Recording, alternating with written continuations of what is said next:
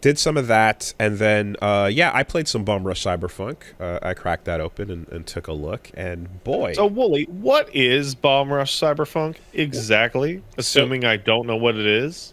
Jet Set Radio, aka Jet Grind Radio, and Jet Set Radio Future are just some of the most aesthetic, brilliant games from late '90s to 2000, early aughts. You know, Dreamcast into Xbox original era style, graphing, you know, street writing, just graffiti, breakdancing, grinding, all that cell shaded. I have a kind of sacrilegious question here, Yeah. but it's sincere. Um, I have never played Jet Set Radio or Jet Set Radio Future. Whoa. Not that Okay, surprising, actually. Yeah. You right? know, yeah. Um, every single time I have ever heard anyone talk about hmm these games, they've talked about how incredible they looked, how interesting they were, and But how the unbelievable the music was. but the gameplay. I have never heard a human being describe actually playing them once. Okay, I have. And to me, that screams like, wow, that really did look really good, didn't it? I have talked about the gameplay quite a bit, and I mean even in the old LP that I did for it way back when, one of the first WoolieVersus New Era LPs I did with Reggie Research was addressing a lot of that. The gameplay, like, has moments of good, followed by moments of jank bad, and the jank bad creeps into much of the highlights. Like most of the awesome moments are sprinkled with jank, and then like when the highlights go away, you fucking drop into jank city, right?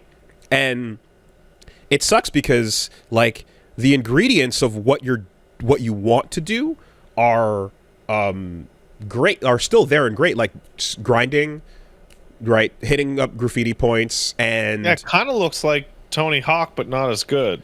well, so Well, Tony like mechanically.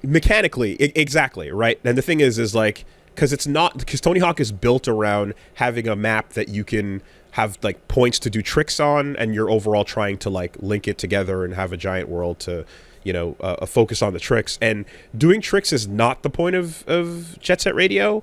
And tagging is more of the point, but it's not the full point either. It's kind of like tag enough spots to progress the level forward, and then eventually the map will enter the next phase of like, oh, well, now you have enemies coming at you, so you have to hit your targets faster.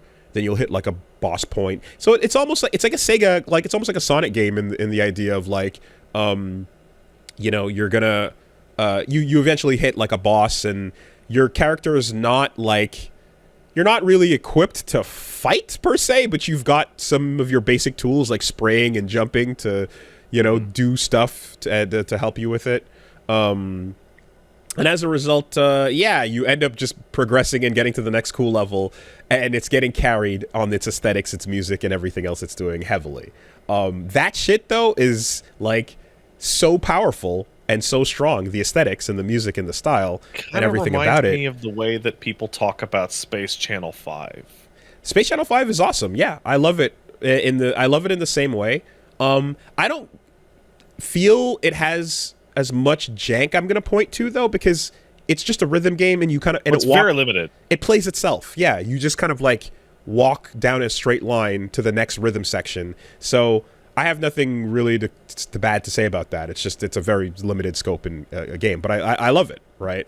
The aesthetics and everything in Jet Set Radio are so fucking, they're like fucking 12 on 10, and they're so strong that it still carried its style to a generation of fans that have wanted to see a sequel ever since.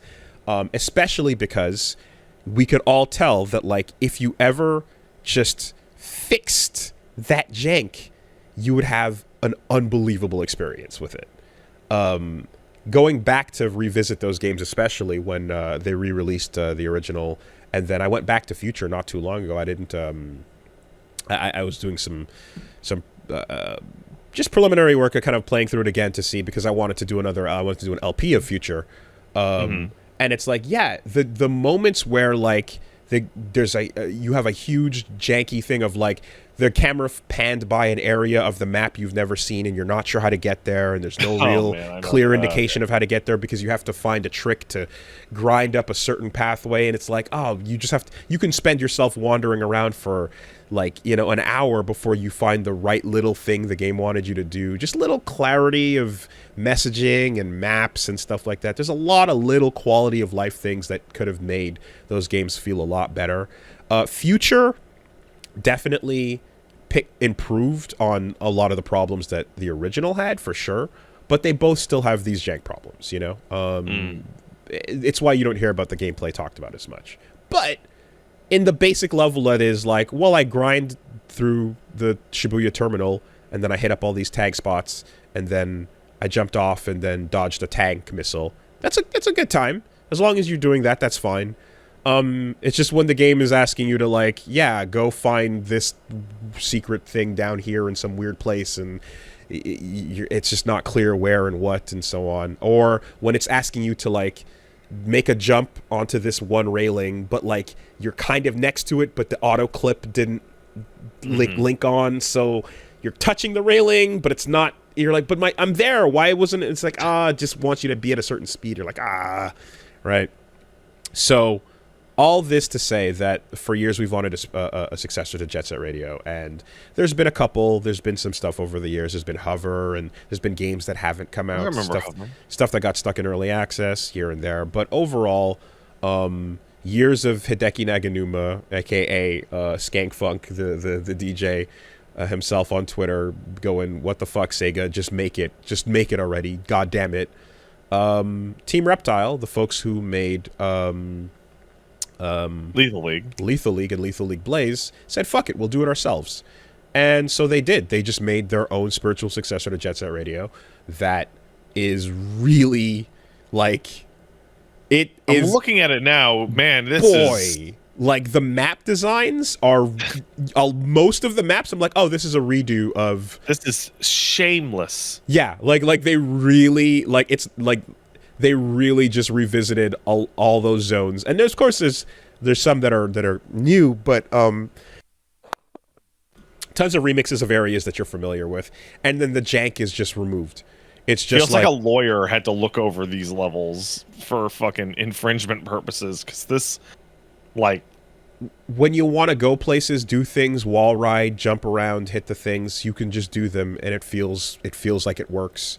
You know, like, if you had a game that, like, felt like Tony Hawk back in the day, but played and stylistically looked like Jet Set, that would have been, like, amazing. And in this case, you've got something that's pretty much hitting that point where whether you're skateboarding, biking, or parkouring around, which you can always get off your vehicle on foot and do, it's awesome. It just feels great. Or rollerblading, you can do whatever form of you know, trick sport you want, and it, like, the amount of stuff you can do in the environment as well, the amount of things you can grind on has been just tripled, quadrupled. So, like, you're doing the same Shibuya terminal that Jet Set Radio had and Jet Set Radio Future had, but this time you can grind on the ceiling upside down, you know.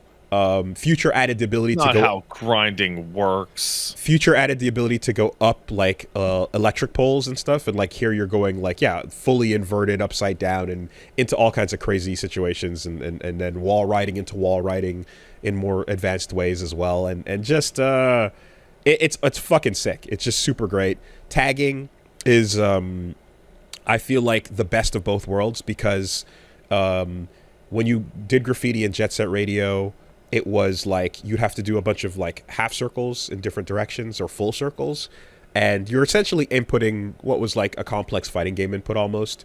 You know, it'd be like Behemoth Typhoon left, Behemoth Typhoon right, full 360, and then half circle forward.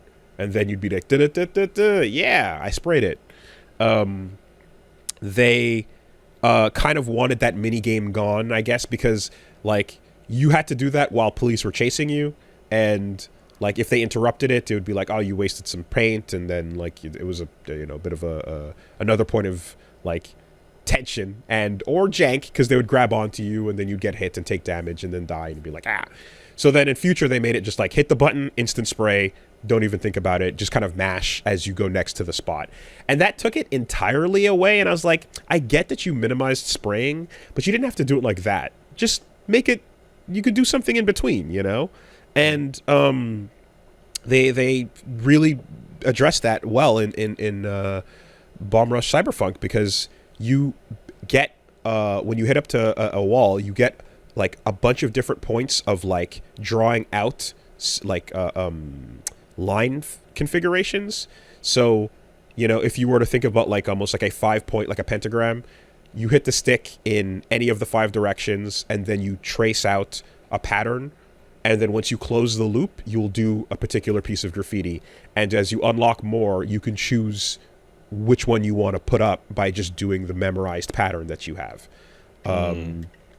And you kind of have a cool thing where your character's like you boost and then you kind of like float in midair and you tag, so you've got like a jetpack kind of holding you up as then you then continue. And then the fact that you have a super boost jetpack button as well, and everything you're doing to speed up the process or get away from stuff and so on makes it really feel really good. You've got 3 trick buttons in the form of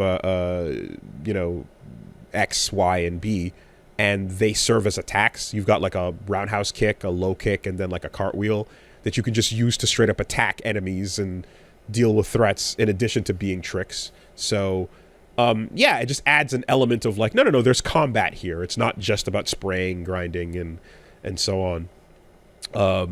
And that all just feels a lot more coherent when you piece it together, and you spray up enough stuff, and then like you see other gangs in the world. Like in the old games, you kind of run into like, oh, there's the Poison Jam, they're hanging out over there, go talk to them, you have to emulate them and beat this area. In this game you do the same thing, but then you also will sometimes see them in the environment just moving around doing stuff like actively in the world, and you see your own crew as well. A big part of Jet Set was just like, the maps were not great, and in this case you can pull out your phone and skate around with your phone map out while looking where to go, and it'll highlight things. That's cute. You can also look up tags and like how to do graffiti. You can take text messages from everybody. Like everything game and menu related is by looking at your phone, and your character has your phone out while you're skating around.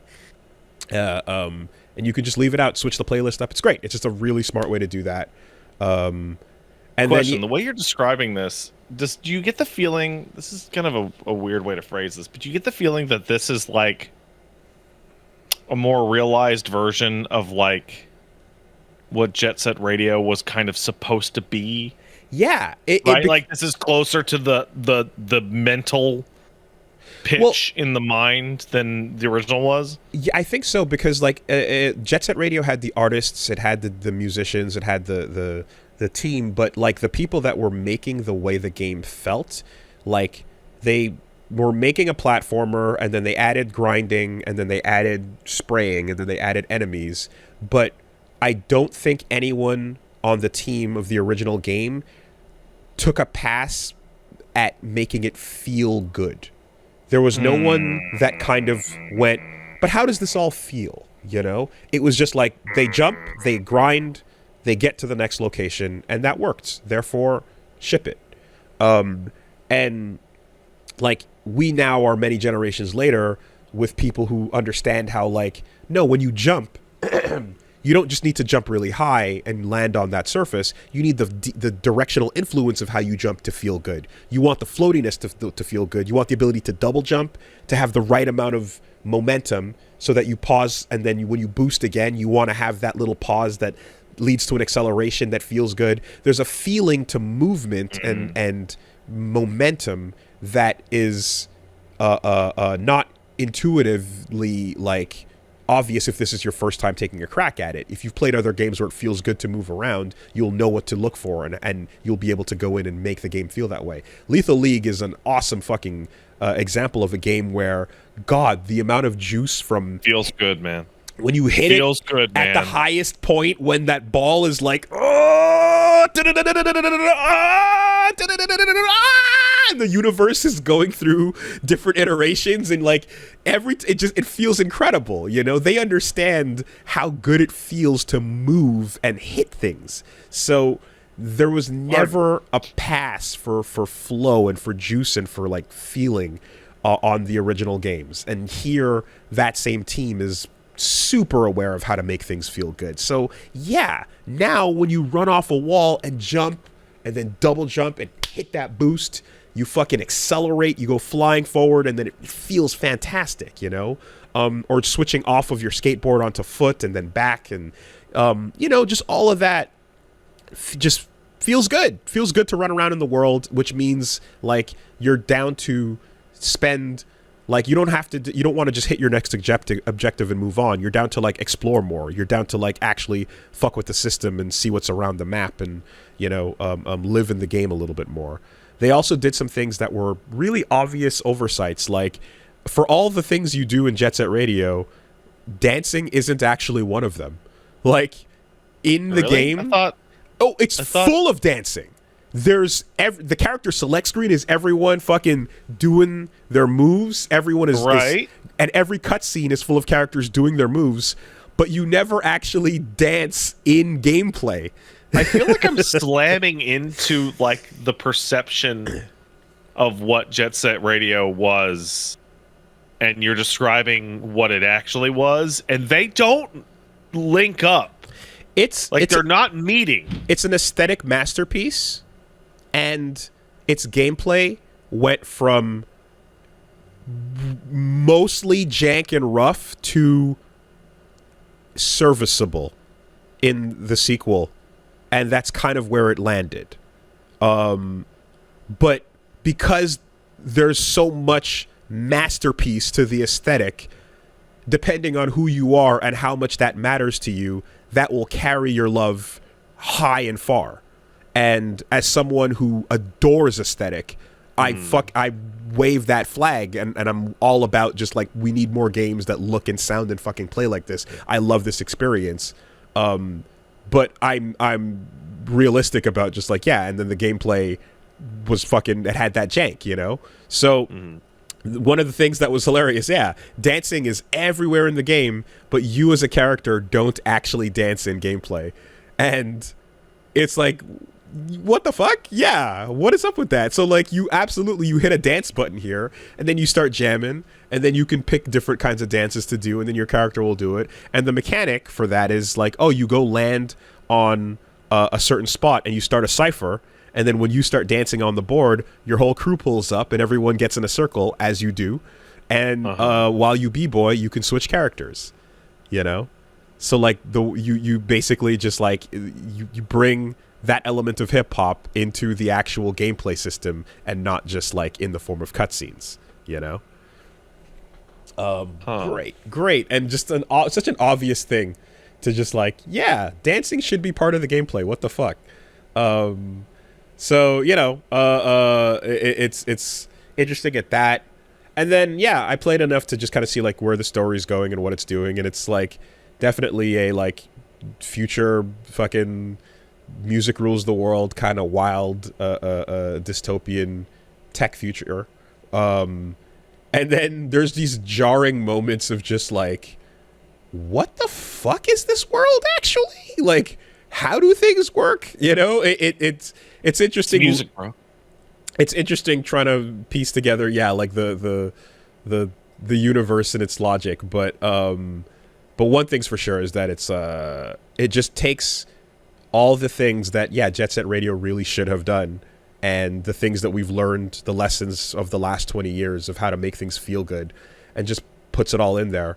Allows and like gives you like more customization options, so you can get outfits and costumes for each character, because that's all. Of course you want to customize your character. If aesthetic is the name of the game, we want to be able to like, you know, find more things to look cool and shit. So just tons of that, and it's you know, it's very simple, but it's like, let's do it again, let's do it better, let's make it feel good, and let's have some of the best fucking music from far and wide across the internet, a generation of people inspired by the sounds of Jet Set Radio, including the likes of, Tig Two Mellow, and of course, again, Hideki Naganuma himself blessing the track. So it just sounds and fucking feels like it never lost a beat. I saw people making fun of Hideki Naganuma.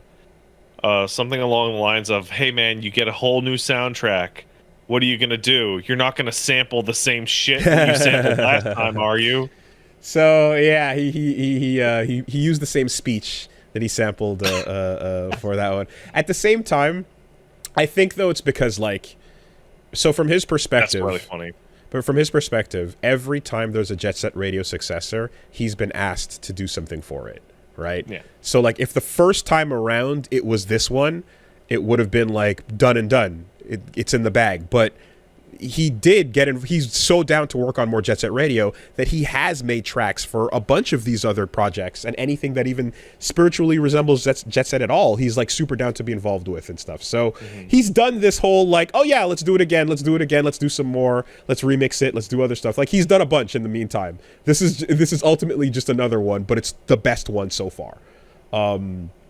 So I and it still sounds fucking amazing. At the end of the day, you just want to jam and bop and fucking groove to it. So it's got soul. It's got soul. That's what matters. Definitely gonna be taking a look at that this week on the schedule when I get a chance. So fucking go pick that shit up and support Team Reptile if you haven't already with Bomb Rush Cyberfunk. It's even got the two DLC characters that are similar to the way you had the extra characters in the original Jet Set as well, with the big guy and the little girl. So they're really just doing it as blur your eyes and fucking put the glasses back on, Peter. You're looking at the same thing.